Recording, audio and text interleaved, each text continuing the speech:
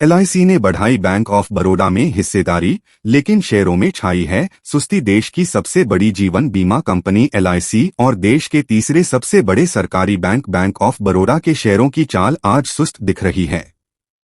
LIC ने bank of Baroda में अपनी हिस्सेदारी बढ़ाई है और अब इस बैंक में इसकी हिस्सेदारी 5% के पार पहुंच गई है।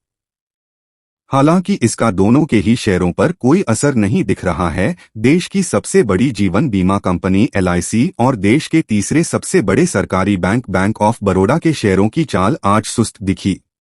एलआईसी ने बैंक ऑफ बड़ौदा में अपनी हिस्सेदारी बढ़ाई है और अब इस बैंक में इसकी हिस्सेदारी 5% के पार पहुंच गई है। हालांकि इसका दोनों के ही शेयरों पर कोई असर नहीं दिखा। बैंक ऑफ बड़ौदा के शेयर आज बीएसई पर 0.61% की गिरावट के साथ 194.60 रुपये के भाव और एलआईसी 0.36% की गिरावट के साथ 608.85 रुपये पर बंद हुए हैं।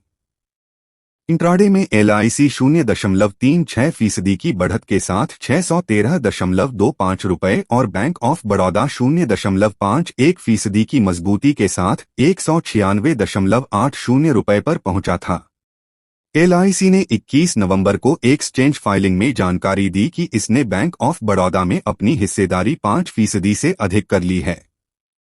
इसके पास बैंक के शेयरों की संख्या 25.78 करोड़ से बढ़कर 26.02 करोड़ पर पहुंच गई। एलआईसी ने 24.39 लाख शेयर खुले बाजार में लेनदेन के जरिए 197.99 रुपये के औसत भाव पर खरीदे हैं, यानी 20 नवंबर को पूरे हुए इस लेनदेन पर 48.3 करोड़ रुपए खर्च हुए। इस खरीदारी के बाद अब बैंक ऑफ बड़ौदा में एलआईसी की हिस्सेदारी 5.031% हो गई है। बैंक की फंड जुटाने की है योजना। इस महीने की शुरुआत में बैंक ऑफ बड़ौदा ने एक एक्सचेंज फाइलिंग में बिजनेस ग्रोथ की फंडिंग जुटाने की योजना का खुलासा किया था। बैंक के मुताबिक वह इसके लिए टियर और इंफ्रास्ट्रक्चर बॉन्ड के जरिए 15,000 करोड़ रुपए तक जुटाने की योजना बना रहा है। इसे लेकर बैंक की पूंजी जुटाने वाली कमेटी ने 18 नवंबर को बैठक की।